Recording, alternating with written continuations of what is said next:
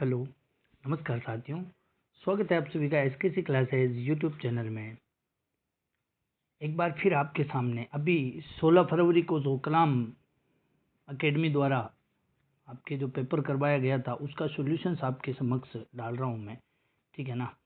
क्या है कि इसमें कलाम का साइकोलॉजी का जो सॉल्यूशन आपको दिखाने वाला हूँ। बहुत ही अच्छा पेपर था, बिल्कुल रीट के पेपर के बेस पर ही बनाया गया पेपर था। बहुत ही शानदार पेपर है।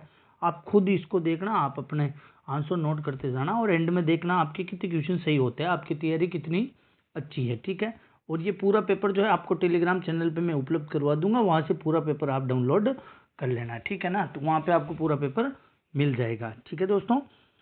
चलते हैं आज की क्लास पे। क्लास को शुरू करने से पहले एक बार क्लास को सभी दोस्तों को शेयर जरूर की दीजिए। देखिए दोस्तों, ये 2025 का पेपर है। अभी जो ये है ना 16 फरवरी को करवाया गया था। कब करवाया गया था? अभी कल परसों का ही पेपर है, 16 फरवरी को जो करवाया गया था कलाम अकेडमी द्वारा। किसने करवाया था ये पेपर? आपके कलाम अकेडमी ने करवाया था, ठीक है। कलाम द्वारा करवाया गया है रीट प्री का, ठीक है। देखिएगा, इसके अंतर्गत साइकोलॉजी आपके L1 L2 दोनों के अंतर्गत आती है। देखते हैं इसको। साइकोलॉजी का पहला क्वेश्चन, बहुत ही शानदार क्वेश्चन इसके अंतर्गत पूछे गए हैं आप लोगों से। पहला क्वेश्चन देखिएगा कि पियाजे के संदर्भ में पूर्व संक्रियात्मक चरण क्या है, ठीक है। पूर्व संक्रियात्मक चरण की बात हो रही है। और पूर्व संक्रियात्मक चरण कितने वर्ष से होता है? ये लगभग आपके 3 से 7 वर्ष या 4 से 7 वर्ष जो होता है, इसकी बात इसमें की गई है। तो यहाँ क्या होता है, ए देखिएगा, संज्ञानात्मक विकास का दूसरा प्रमुख चरण है। बिल्कुल राइट है, ये दूसरा चरण होता है। इस अवस्था में बच्चे प्रतीकात्मक विचारों के उपयोग में अधिक परिष्कृत हो जाते हैं, लेकिन तर्क का उपयोग करने में सक्षम नहीं होते हैं। बिल्कुल, ये कथन भी आपके सही हो जाएगा। तो यहाँ राइट आंसर ए भी राइट है और बी भी राइट है। तो यहाँ ए और बी, ऑप्शन नंबर 3 यहाँ पे आपके राइट आंसर हो जाएगा। ऑप्शन नंबर 3 आपके राइट आंसर हो जाएगा, ठीक है। अगले क्वेश्चन पे बढ़ते हैं। दूसरा क्वेश्चन देखिए, ठीक है। दूसरा क्वेश्चन बहुत ही जबरदस्त क्वेश्चन है। 3 वर्ष की आयु तक बालक निम्नलिखित में से किस गुण में महारत हासिल कर लेता है? 3 वर्ष की आयु के बालक की बात हो रही है। ग्रॉस और फाइन मोटर कौशल, शब्दावली और वाक्य कौशल, और बैठना चलना और पर्याप्त हाथ आंख का समन्वय, जीवन कार्य व्यक्तित्व और रिश्ते। देखिए, 3 वर्ष का जो बालक होता है ना, वो एक तो चलना, ठीक है, चलना सीख जाता है पूरा, उठना बैठना सीख जाता है, ठीक है। और वो अपने हाथों और आंखों के इंप्रेशंस के साथ क्या है कि समन्वय स्थापित कर लेता है, ठीक है। समन्वय स्थापित कर लेता है। तो यहाँ आपके राइट आंसर हो जाएगा 3 नंबर ऑप्शन जो है, बैठना चलना और पर्याप्त हाथ आंख का समन्वय राइट आंसर रहेगा, ठीक है दोस्तों। ये बहुत ही अच्छा क्वेश्चन था। बढ़ते हैं नेक्स्ट क्वेश्चन पे। अगला क्वेश्चन देखिए। नेक्स्ट क्वेश्चन, तीसरा क्वेश्चन क्या कह रहा है कि निम्नलिखित में से कौन सा एरिक्सन के मनोसामाजिक विकास सिद्धांत में स्वायत्तता बनाम लज्जा में मूल गुण रूप है? स्वायत्तता बनाम लज्जा में मूल गुण कौन सा है, ठीक है। कौन सा रूप है जो मूल गुण है? देखिए, आशा, प्रयोजन, समता या फिर इच्छा शक्ति। तो यहाँ आपके राइट आंसर रहेगा इच्छा शक्ति। 3 नंबर ऑप्शन आपके क्लियर आंसर हो जाएगा। 3 नंबर ऑप्शन यहाँ पे आपके राइट रहेगा। देखिए, एरिक्सन का मनोसामाजिक विकास सिद्धांत आपको अच्छे से देख के जाना है, मोस्ट एंड इम्पोर्टेंट है ये, ठीक है, ध्यान रखना इसको। नेक्स्ट क्वेश्चन पे बढ़ते हैं। अगला क्वेश्चन, चौथा क्वेश्चन है यहाँ पे, देखिएगा, निम्नलिखित में से कौन सा विकास का सिद्धांत नहीं है? इन सवालों में अच्छे से देख, इस पेपर को आप अच्छे से करना, ठीक है। नहीं है और है, बहुत कंफ्यूज कर रहा है यहाँ पे। विकास कभी एक विधि का पालन नहीं करता है। देखिए, विकास एक विधि का पालन करता है, विकास का क्रम सदैव सब में समान होता है। तो यहाँ पर जो नहीं करके दे दिया ना, तो ये कथन क्या हो गया? गलत हो गया, ये कथन गलत हो गया। आगे देखिए, व्यक्तिगत अंतर का सिद्धांत, व्यक्तिगत अंतर होता है। एकीकरण का सिद्धांत, एकीकरण का सिद्धांत भी होता है। विकास सामान्य से विशिष्ट क्रियाओं का तो होता है, तो सही है, ठीक है। तो यहाँ गलत आंसर अपने को बताना था, तो यहाँ रॉन्ग आंसर 1 नंबर ऑप्शन हो जाएगा। एक विधि का पालन नहीं करता, बल्कि यह एक विधि का पालन करता है। नहीं दे दिया ना, तो ये नहीं देते ही ये कथन क्या हो गया? आपके गलत हो गया, ठीक है। फिर बात करते हैं अपन नेक्स्ट क्वेश्चन की। 5वां क्वेश्चन देखिए आप कि थॉर्नडाइक के अनुसार बच्चों को अधिगम के लिए मजबूर नहीं करना चाहिए, यह नियम है। देखिए, मजबूर नहीं करना चाहिए बच्चों को। क्या है कि कुछ भी चीज़ सिखा रहे हैं ना, अधिगम करवा रहे हैं, पढ़ा रहे हैं, तो उसके लिए बच्चों को तत्पर करना चाहिए, उनको मजबूर नहीं करना चाहिए। तो ये कौन से सिद्धांत या कौन से नियम से संबंधित है? तो यहाँ हो जाएगा आपके तत्परता का नियम। 4 नंबर ऑप्शन यहाँ आपके राइट आंसर रहेगा, तत्परता का नियम हो जाएगा। ठीक है दोस्तों, ये बहुत ही अच्छा पेपर है, बहुत ही शानदार। नेक्स्ट क्वेश्चन देखिएगा इसका। ये क्वेश्चंस, ठीक है, बहुत ही मोस्ट एंड इम्पोर्टेंट क्वेश्चंस माना है इसको। अधिगम की प्रक्रिया को माना जा सकता है, इसमें कंफ्यूज नहीं होना है आप लोगों को। ठीक है, इसमें 3 कथन दे रखे हैं, देखना है कि व्यवहार में अपेक्षाकृत स्थायी परिवर्तन होना अधिगम है क्या? बिल्कुल है, व्यवहार में अपेक्षाकृत स्थायी परिवर्तन अधिगम की प्रक्रिया है। व्यक्तित्व में अपेक्षाकृत स्थायी परिवर्तन, व्यक्तित्व में भी स्थायी परिवर्तन होता है, बिल्कुल। अगर आपके व्यवहार में परिवर्तन हो रहा है तो व्यक्तित्व में भी होगा ना, ये भी अधिगम की प्रक्रिया का हिस्सा है। ठीक है, ध्यान रखना, ये गलत नहीं, सही है ये। जीवन की मांगों को पूरा करने के लिए आवश्यक आदतें, ज्ञान और अभिवृत्ति का अर्जन, ये भी आपके राइट आंसर है। ठीक है, यहाँ तीनों के तीनों जो हैं अधिगम की प्रक्रिया को माना है, तो तीनों के तीनों आपके सही हो जाएंगे, ए, बी और सी। तो यह राइट आंसर होगा 1 नंबर ऑप्शन, ए, बी और सी बिल्कुल राइट आंसर हो जाएगा। ठीक है, बढ़ते हैं नेक्स्ट क्वेश्चन की ओर। देखिएगा अगला क्वेश्चन क्या कह रहा है कि शिक्षण अधिगम प्रक्रिया की समस्या समाधान पद्धति में शिक्षक की भूमिका नहीं है, पूछ रहा है। क्या पूछ रहा है? नहीं है। ठीक है, कक्षा में भय युक्त वातावरण बनाना ताकि बालक समस्या समाधान हेतु गंभीर रहे, समस्या का विश्लेषण करने में छात्र की मदद करना, खोज की भावना विकसित करने में छात्रों की मदद करना और छात्रों को परिकल्पना तैयार करने हेतु प्रोत्साहित करना। देखिएगा, परिकल्पना तैयार करने के लिए छात्रों को प्रोत्साहित भी करता है, कौन करता है? शिक्षक, ये उसकी भूमिका होती है।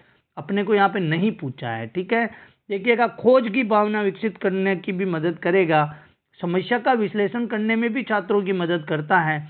लेकिन यहाँ देखिए कक्षा में भय युक्त, क्या देख रहा है? भय युक्त दे रखा है। यहाँ पे अगर भय मुक्त हो जाता तो पूरा कथन आपका सही हो जाता, लेकिन भय युक्त वातावरण, डर का माहौल बना के बच्चों को अपन समस्या का समाधान कैसे दे सकते हैं? इसका कहने का मतलब है कि भय युक्त यानी डर का माहौल बनाना है। ठीक है, तो ऐसा वातावरण बना के समस्या समाधान नहीं कर सकते, तो यहाँ गलत ऑप्शन जो हो जाएगा वो 1 नंबर आपके राइट आंसर रहेगा। ठीक है, अगले क्वेश्चन पे बढ़ते हैं। नेक्स्ट क्वेश्चन देखिएगा कि बांडुरा, अल्बर्ट बांडुरा से क्वेश्चन पूछा गया है। अल्बर्ट बांडुरा ने यह जांचने के लिए एक प्रयोग किया कि क्या सामाजिक व्यवहार प्राप्त किया जा सकता है या नहीं। उन्होंने अपना प्रयोग किया। उसने अपना प्रयोग किस पर किया था? देखिए, सीधी सी बात है कि अल्बर्ट जो बांडुरा थे उन्होंने सामाजिक अधिगम सिद्धांत दिया था, और यह सिद्धांत के अंतर्गत जो उसने प्रयोग किया था वह प्रयोग किस पे किया था? देखिए, एकमात्र मनोवैज्ञानिक अल्बर्ट बांडुरा है जिसने एक गुड़िया पर प्रयोग किया था, बेबी डॉल पर। ठीक है, किस पर किया था? बोबो गुड़िया हो जाएगा, बेबी डॉल। ठीक है, बेबी डॉल पर उसने परीक्षण किया था, प्रयोग किया था। राइट आंसर 2 नंबर ऑप्शन यहाँ पे क्लियर हो जाएगा। हार्वर्ड गार्डनर, काफी बार बता चुका हूँ, हार्वर्ड गार्डनर से आपके सीधा सीधा क्वेश्चन आएगा। हार्वर्ड गार्डनर के अनुसार किस प्रकार की बुद्धि व्यक्तियों को स्थानिक जानकारी, क्या पूछ रहा है? स्थानिक जानकारी। ठीक है, स्थानिक जानकारी कहने का मतलब यह है कि स्पेशियल। ठीक है, स्पेशियल की यहाँ पे बात हो रही है, विजुअल स्पेशियल, दृश्य स्थानिक। ठीक है, तो कल्पना करना संभव है, तो यहाँ दृश्य स्थानिक हो जाएगा। स्पेशियल बुद्धि, इंटेलिजेंसी, स्पेशियल बुद्धि, स्थानिक बुद्धि बोला जाएगा। लेकिन यहाँ क्या है, इन्होंने दृश्य शब्द डाल के दृश्य स्थानिक बोल दिया, लेकिन ये जो बुद्धि है स्पेशियल बुद्धि है और स्थानिक बुद्धि की बात कर रहा है। एक ऑप्शन राइट रहेगा। ऐसे ये क्या है कि एनसीईआरटी की भाषा है। ठीक है, दृश्य स्थानिक, ठीक है, विजुअल स्पेशियल। यहाँ बल्कि आपके जो सिलेबस में केवल स्पेशियल ही दे रखा है। ठीक है, स्पेशियल इंटेलिजेंसी। यहाँ ध्यान रखना है आपको कि देख, बॉडीली आप क्या काटना भी सीख सकते हो। देख, यहाँ क्या कह रहा है कि व्यक्तियों को स्थानिक जानकारी की बात कर रहा है, तो शारीरिक काइनेस्थेटिक, तो इसमें जो अपने बॉडीली के अंतर्गत कौन आते हैं? खेल आते हैं, धावक वगैरह आते हैं। ठीक है, तर्क, गणितीय कार्य लोग आते हैं, भाषा में भाषा से संबंधित आते हैं। तो यहाँ बचा ही क्या है? 1 नंबर ऑप्शन, तो राइट नंबर 1 हो जाएगा। ऑप्शनों को काटना भी आपको सीखना है, जरूरी नहीं है कि आपको सीधा सीधा आंसर आ सकता है वहाँ पे। नेक्स्ट क्वेश्चन देखिए आप। अगला क्वेश्चन है, निम्नलिखित में से कौन सी व्यक्तित्व की विशेषता नहीं है? ठीक है, नहीं है पूछ रहा है। तो व्यक्तित्व स्वचेतना है, बिल्कुल, ये सेल्फ अवेयरनेस होता है। व्यक्तित्व सेल्फ अवेयरनेस होता है। व्यक्तित्व केवल आनुवंशिकता का गुण है, केवल शब्द देने से यह कथन आपका गलत हो गया। व्यक्तित्व आनुवंशिकता और वातावरण दोनों का गुण है, ध्यान रख लेना। ये केवल शब्द आता ही नहीं, केवल शब्द चाहे वातावरण के साथ आओ चाहे आनुवंशिकता के साथ, गलत हो जाएगा। ठीक है, यहाँ रॉन्ग आंसर जो होगा आपके 2 नंबर ऑप्शन रॉन्ग रहेगा। ठीक है दोस्तों, फिर बढ़ते हैं अगले क्वेश्चन पे। अगला क्वेश्चन क्या कह रहा है, देखिएगा अगला क्वेश्चन, ये भी बहुत अच्छा। एक बच्चा ANT को TAN स्टार्टेड और स्टार्टेड में अंतर नहीं कर पा रहा है। देखिएगा यहाँ लिखने की बात नहीं हो रही, इस चीज को ध्यान रख लेना। यहाँ लिखने की बात नहीं हो रही, शब्द लिखे हुए हैं ANT TAN और स्टार्टेड और स्टार्टेड, ये चारों शब्द लिखे हुए, लेकिन चारों में क्या है कि वो अंतर्भेद नहीं कर पा रहे, यानी कि उसको पढ़ने में ही समस्या है। सीधी सी बात है ना। यहाँ क्या करोगे आप कि ज़्यादा ओवर एक्साइटेड हो जाओगे तो यहाँ आप डिस्ग्राफिया कर सकते हो, लेकिन नहीं होगा। यहाँ जो है ना, यहाँ आपके राइट आंसर डिसलेक्सिया होगा। ये पठन विकृति हो रही है, यहाँ पे लेखन विकृति नहीं है, ये पठन विकृति है। यहाँ पे आपको ओवर एक्साइटेड नहीं होना है, ठीक है। यहाँ डिसलेक्सिया ही आंसर माना जाएगा, ठीक है। अगला क्वेश्चन देखिए आप। नेक्स्ट क्वेश्चन क्या है, बुद्धि है एक प्रकार, बुद्धि के प्रकार हैं और उधर उनके प्रवर्तक है, तो इनको मिलान करना है। देखिए क्रिस्टलाइज्ड बुद्धि, ये आपके सिलेबस में आपको नहीं मिला होगा बुक्स में, ये NCERT 10th क्लास के अंतर्गत सीधा सा इसका आंसर दे रखा है। क्रिस्टलाइज्ड बुद्धि जो है ये पूरी तरह से केटल से संबंधित है, ठीक है। और लेवल 2 बुद्धि, लेवल 2 बुद्धि जेनसन्स ने दी थी, ठीक है। और विशिष्ट योग्यताएं, जी कारक और एस कारक किसने बताया था, ध्यान रखना, जी कारक और एस कारक किसने बताए थे, पढ़ा रखा ना मैंने कई बार। स्पीयरमैन, किसने बताया, स्पीयरमैन। और बुद्धि लब्धि जो है आपके विलियम स्टर्न। तो यहाँ पर क्या आंसर हो जाएगा, MHR सिर्फ एक ही ऑप्शन के अंतर्गत आ रहा है, तो यहाँ राइट आंसर हो जाएगा 2 नंबर ऑप्शन आपके क्लियर आंसर रहेगा, ठीक है दोस्तों। फिर अगले क्वेश्चन पे बढ़ते हैं। नेक्स्ट क्वेश्चन क्या कह रहा है, देखिएगा अगला क्वेश्चन नेक्स्ट पेज, ये देखिए यहाँ पे है कि प्रतिभाशाली विद्यार्थी हैं, ठीक है। यहाँ गिफ्टेड बालक की बात हो रही है। सामान्यतः है शारीरिक रूप से कमजोर होते हैं और सामाजिक अंतःक्रिया में अच्छे नहीं होते। ये प्रतिभाशाली की विशेषता है क्या, नहीं है, अपने को यहाँ है बतानी है। सामान्यतः अपने शिक्षकों को पसंद नहीं करते, ये पसंद करते हैं, ये भी गलत हो जाएगा। प्रतिभाशाली विद्यार्थी शिक्षकों को पसंद करते हैं, ये ध्यान रख लेना आप, ठीक है। बिना किसी सहायता के अपने सामर्थ्य का पूर्ण विकास कर लेते, गलत। बिना किसी की सहायता के तो कोई भी सामर्थ्य को पूर्ण नहीं कर सकता है। यहाँ इसको गुरुजनों का साथ मिलता है, शिक्षकों का साथ मिलता है, ठीक है। नहीं मिलने की बात ये हो ही नहीं सकती है, नहीं मिलेगा साथ तो पूर्ण विकास कैसे कर पाएगा। तो यहाँ जो आपके राइट आंसर रहेगा, समाज के लिए महत्वपूर्ण मानव व्यवहार के किसी भी क्षेत्र में उत्कृष्ट प्रदर्शन करता है, ये राइट आंसर हो जाएगा 4 नंबर ऑप्शन, ठीक है। अगला क्वेश्चन देखिए आप। नेक्स्ट क्वेश्चन, भय के अधिगम की सर्वोत्तम व्याख्या किससे की जा सकती है। भय के अधिगम, डर के अधिगम की बात हो रही है, तो यहाँ क्लासिकल अनुबंधन ही होगा।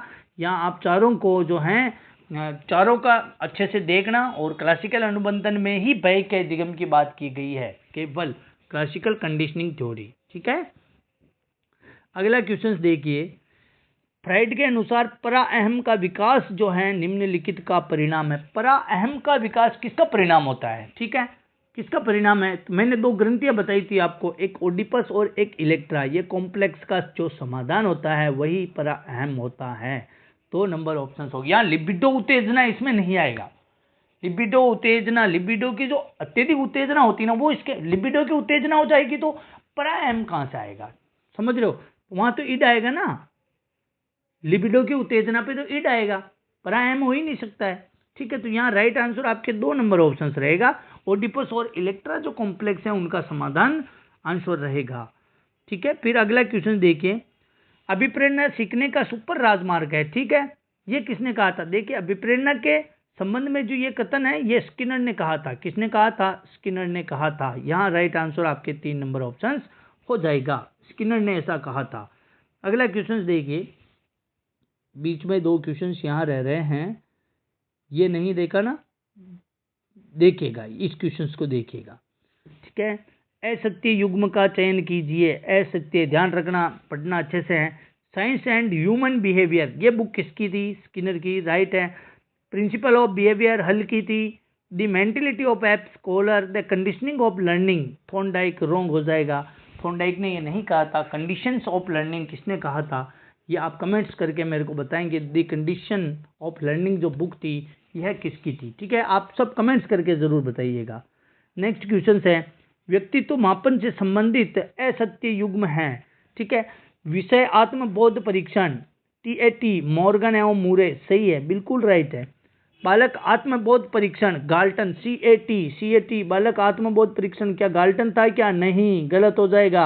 आप इसका राइट आंसर आपके 2 नंबर ऑप्शन होगा, ठीक है। इसका कमेंट्स करके बताना, बालक आत्मबोध परीक्षण का प्रवर्तक कौन था, ठीक है। वाक्य पूर्ति परीक्षण पाइन टेंडलर, सही है। MMPI जो है हैथवे और मैकिनले, राइट आंसर है, ठीक है। ये MMPI जो है ना, ये प्रक्षेपी विधि नहीं है, ध्यान रख लेना, ये एक अप्रक्षेपी विधि है, ठीक है, अप्रक्षेपी विधि है, ये प्रक्षेपी नहीं है। MMPI काफी बार पूछा जा चुका है, ध्यान रखना। यहाँ राइट आंसर आपके 2 नंबर ऑप्शन हो जाएगा, क्लियर आंसर। नेक्स्ट क्वेश्चन देखिए आप, मैं प्रतिदिन तैरने जाता हूँ, मुझे ये अत्यधिक पसंद है, क्या आ रहा है, पसंद है, किसको पसंद है, जो तैरने जा रहा है उसको पसंद है। तो आप व्यस्त समय में से समय निकालकर क्वेश्चन पूरा देखिएगा कि आप अध्ययन के व्यस्त समय में से समय निकालता हूँ, और यह उदाहरण है, क्योंकि वो समय निकाल करके अपनी खुद की पसंद है कि उसको तैरना पसंद है। तो खुद की जहाँ पर भी पसंद नापसंद आती हैं, आंतरिक अभिप्रेरणा आंसर हो जाएगा, खुद की पसंद, ठीक है। नेक्स्ट क्वेश्चन देखिए आप लोग, सही सुमेलित युग्म का चयन कीजिए। देखिए सही सुमेलित युग्म, अनुभवी का दिगम डेविड कोल्ब, राइट है, डेविड कोल्ब ने अनुभवी का दिगम दिया था। संकल्पना मानचित्रण, ये जोसेफ डी नोवेक, बिल्कुल राइट आंसर है। 5E का जो मॉडल है रोजर बाइवी ने दिया था, रोजर बाइवी ने, बिल्कुल 5E का मॉडल रोजर बाइवी ने दिया था, ये भी राइट है। यहाँ जो है आपके A, B और C तीनों ही आपके राइट आंसर रहेगा, ऑप्शन नंबर 4, ठीक है, तीनों ही ऑप्शन राइट रहेंगे। अगला क्वेश्चन है, एक वृद्ध व्यक्ति एक बच्चे की तरह व्यवहार करता है, पीछे की ओर लौट रहा है, वृद्ध व्यक्ति है, पीछे, प्रतिगमन, पीछे की ओर लौटना, राइट आंसर 3 नंबर ऑप्शन प्रतिगमन हो जाएगा, ठीक है। फिर नेक्स्ट क्वेश्चन देखिए आप, कि एक सृजनशील बालक, यहाँ क्रिएटिव बालक की बात हो रही है, कौन सी विशेषता नहीं देखी जाती है। देखिए सृजनशील बालक में अपसारी चिंतन होता है, राइट है। अति जिज्ञासा, देखिए हाई क्यूरियोसिटी होती है, बिल्कुल अति जिज्ञासा होती है। उच्च कल्पनाएं भी होती है, लेकिन यहाँ परंपरागत विचार जो हैं रूढ़िवादी नहीं होते हैं, परंपरागत विचार नहीं होते हैं। 4 नंबर ऑप्शन यहाँ पे गलत आंसर रहेगा, ठीक है। अगले क्वेश्चंस की बात करते हैं। नेक्स्ट क्वेश्चंस जो है देखिएगा, शानदार क्वेश्चंस है, बुद्धि परीक्षण के संदर्भ में सही नहीं है। बुद्धि परीक्षण के संदर्भ में अलेक्जेंडर का पास एलांग परीक्षण एक निष्पादन परीक्षण है, सही है, निष्पादन परीक्षण ही बोला जाता है इसको। शाब्दिक परीक्षण व्यक्ति को और सामूहिक दोनों प्रकार के हो सकते हैं, बिल्कुल हो सकते हैं। वर्बल टेस्ट जो है ना, वो इंडिविजुअल और ग्रुप दोनों हो सकते हैं, बिल्कुल सही है। अशिक्षित व्यक्ति निष्पादन परीक्षण नहीं कर सकते, क्यों नहीं कर सकते भाई, कर सकते हैं। अशिक्षित व्यक्तियों का निष्पादन परीक्षण होता है, ये गलत आंसर हो जाएगा, 3 नंबर ऑप्शन राइट रहेगा यहाँ पे, ठीक है दोस्तों। फिर अगले क्वेश्चन पर बढ़ते हैं, देखिएगा 24 क्वेश्चन जो है, राष्ट्रीय शिक्षा नीति 2020 में निर्धारित किए गए लक्ष्यों में कौन सा असत्य है। देखिए वर्ष 2030 तक प्रारंभिक बाल्यावस्था देखभाल एवं शिक्षा का सार्वभौमिकरण करना, राइट है। 2025 तक कक्षा 3 के प्रत्येक बालक को मूलभूत साक्षरता और संख्या ज्ञान प्राप्त करना, सही है। वर्ष 2025 तक प्री स्कूल से माध्यमिक स्तर तक 100% सकल नामांकन अनुपात प्राप्त करना, ये 2025 नहीं है, यहाँ पे ध्यान रखना, आप कमेंट्स करके बताओगे कि ये जो टारगेट है कितने वर्ष तक के लिए है, ठीक है। और यहाँ अभावग्रस्त बालक है, वहाँ 25 एक से कम, ये राइट है, तो यहाँ पर गलत ऑप्शन होगा 3 नंबर ऑप्शन, ठीक है। नेक्स्ट क्वेश्चन देखिए आप, राष्ट्रीय शिक्षा नीति 2020 में सेकेंडरी स्टेज का पाठ्यक्रम, सेकेंडरी स्टेज का जो पाठ्यक्रम है वह शिक्षा शास्त्र आयु वर्ग के बालक के लिए अभिकल्पित किया गया है। किस आयु वर्ग के, ये है आपके 14 से 18 वर्ष के लिए। 4 नंबर ऑप्शन यहाँ राइट आंसर रहेगा, 14 से 18 के अंतर्गत सेकेंडरी स्टेज आएगा। नेक्स्ट क्वेश्चन देखिएगा, अगला क्वेश्चन है आपके, अनिवार्य एवं निःशुल्क अनिवार्य बाल शिक्षा का अधिकार अधिनियम 2009 में निजी और विशिष्ट श्रेणी के विद्यालयों में निम्नांकित प्रतिशत बच्चे पहली कक्षा में प्रविष्ट होंगे। RT 2009 के नियम के अनुसार कितने बच्चे जो हैं आपके विशिष्ट श्रेणी के अंतर्गत होंगे, तो आ जाएगा यहाँ पे 25% students. Right answer 2 number option रहेगा। फिर देखिएगा, राष्ट्रीय पाठ्यचर्या रूपरेखा 2005 की राष्ट्रीय संचालन समिति के अध्यक्ष कौन थे? काफी बार बता चुका हूँ, प्रोफेसर यशपाल जो है इस समिति के अध्यक्ष थे। आपको तीनों RT 2009, NCF 2005 और NEP 2020 तीनों के मतलब जो समितियों के जो अध्यक्ष थे ना, वो आपको अच्छे से याद रखना है, ठीक है। वहां से क्वेश्चंस पूछा जाएगा, 100% पूछा जाएगा। फिर देखिएगा अगला क्वेश्चंस जो है, कौन सा चरण शोध को क्रियात्मक अनुसंधान बनाता है? एक्शन रिसर्च, ठीक है। क्रियात्मक कार्यक्रम का क्रियान्वयन और मूल्यांकन, क्रियात्मक परिकल्पनाओं का निर्माण, समस्या की पहचान, समस्या का सीमांकन। या राइट आंसर आपके 1 नंबर हो जाएगा। क्रियात्मक कार्यक्रम का क्रियान्वयन और मूल्यांकन जो है अनुसंधान बनाता है। नेक्स्ट क्वेश्चन देखिए आप 29, लाडो प्रोत्साहन योजना के अंतर्गत बालिका जन्म से लेकर स्नातक पूर्ण करने तक कुल कितने रुपए की आर्थिक सहायता का प्रावधान किया गया? देखिए, लाडो प्रोत्साहन योजना के अंतर्गत शुरुआत में तो 50,000 थे। कितने थे? 50,000। लेकिन अभी वर्तमान की बात करें तो यहाँ 1 लाख रुपए जो है 12वीं कक्षा तक उसको स्नातक पूर्ण होने तक दिए जाते हैं। 3 नंबर ऑप्शन यहाँ राइट आंसर रहेगा, ठीक है। अगला देखिए, योगात्मक आकलन, ठीक है। योगात्मक आकलन के अंतर्गत असत्य कथन कौन सा है? तो यह शिक्षण प्रक्रिया की समाप्ति पर होता है, बिल्कुल सेशन के एंड में होता है। इसकी प्रकृति नैदानिक होती है क्या? यह अधिगम का आकलन होता है। वार्षिक परीक्षा एक प्रकार की योगात्मक परीक्षा है, तो यहाँ गलत आंसर हो जाएगा ना, इसकी प्रकृति नैदानिक नहीं होती है, ध्यान रख लेना, ये नैदानिक नहीं होती है। यहाँ निदान थोड़ी हो रहा है, यहाँ तो डायरेक्ट उसका मूल्यांकन हो रहा है ना। योगात्मक योग उसको अंक प्रदान किए जा रहे हैं। योगात्मक आकलन में क्या होता है, जिसको अंक, जिस परीक्षा के अंक प्रदान किए जाते हैं। और ये एक नैदानिक कैसे होगा? नैदानिक तो वो होता है जहां अपन कमियां निकालते हैं, कमियों को जांचते हैं, मतलब देखते हैं कि इसके अंदर किसकी कमी है, फिर उसको उपचार के द्वारा दूर किया जाता है। लेकिन यहाँ जो बात हो रही है योगात्मक आकलन की हो रही है, तो योगात्मक आकलन के अंतर्गत हमेशा अंक प्रदान किए जाते हैं या ग्रेड प्रदान की जाती है, ठीक है। तो यहाँ गलत आंसर 2 नंबर ऑप्शन राइट रहेगा, ठीक है। तो ये था आपका मोस्ट इम्पोर्टेंट प्रश्न थे, सारे के सारे कलाम एकेडमी द्वारा करवाया गया पेपर था। और आशा करता हूँ कि आप सबको बहुत अच्छा टारगेट मिला होगा इन क्वेश्चंस के। कमेंट्स करके ज़रूर बताइएगा कितने क्वेश्चंस जो है आपके सही हो रहे हैं, ठीक है। और अगर आप हमारे चैनल पर नए हैं तो चैनल को एक बार सब्सक्राइब ज़रूर करें। और हमारे टेलीग्राम चैनल को, ऑफिशियल चैनल जो टेलीग्राम हैं, वहाँ पर जाके आप ज्वाइन हो सकते हैं। वहाँ पे आपको पूरी PDF जो है ये मिल जाएगी और आप लेके इससे प्रैक्टिस कर सकते हो, ठीक है दोस्तों। मिलते हैं कल वाली क्लास में, तब तक के लिए आप सभी का बहुत बहुत धन्यवाद।